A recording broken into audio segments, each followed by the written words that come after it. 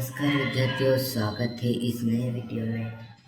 आज हम कक्षा 12वीं अर्थशास्त्र विषय में केंद्रीय बैंक और व्यापारिक बैंक में अंतर पढ़ेंगे। तो चलिए शुरू करते हैं। पहला अंतर है यहाँ पर संयुक्त राज्य अमेरिका को छोड़कर अन्य सभी देशों में एक केंद्रीय बैंक होता है। व्यापारिक बैंक, प्रत्येक देश में अनेक व्यापारिक बैंक होते हैं। केंद्रीय बैंक इसका स्थान सर्वोच्च होता है। यह अन्य सभी बैंकों का नियंत्रण करता है। व्यापारिक बैंक ये संपूर्ण बैंक प्रणाली का एक अंग होता है। होते हैं और केंद्रीय बैंकों के नियंत्रण में कार्य करते हैं। केंद्रीय बैंक इसे पत्र मुद्रा का निर्गमन करने का एक अधिकार होता है। व्यापारिक बैंक इन्हें यह अधिकार नहीं होता है। केंद्रीय बैंक यह सरकार के बैंकर के रूप में सरकार की ओर से लेन देन करते हैं। व्यापारिक बैंक इनका ऐसा कोई विशेष दायित्व नहीं होता है।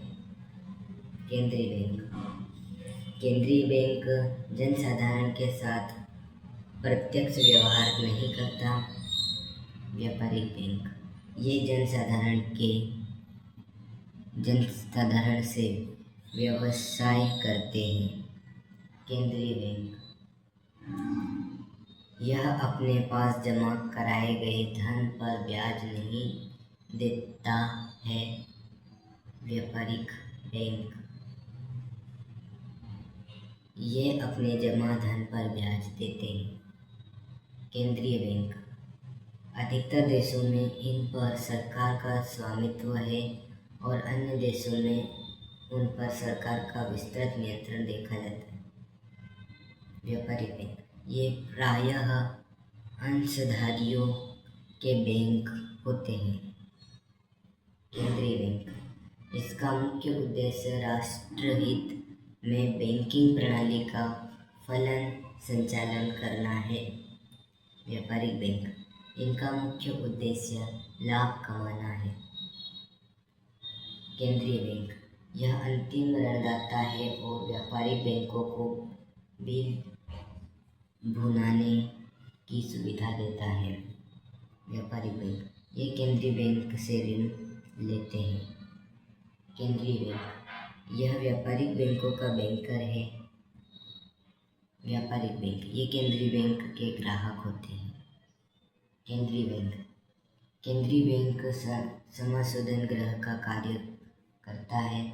व्यापारिक बैंक केवल केंद्रीय बैंक के निर्देश पर ये समाशोधन गृह का कार्य करते हैं। केंद्रीय बैंक अर्थव्यवस्था के हित में स्वतंत्र एवं क्रियाशील नीति अपनाता है। व्यापारिक बैंक ये केंद्रीय बैंक के निर्देशन में कार्य करते हैं। धन्यवाद।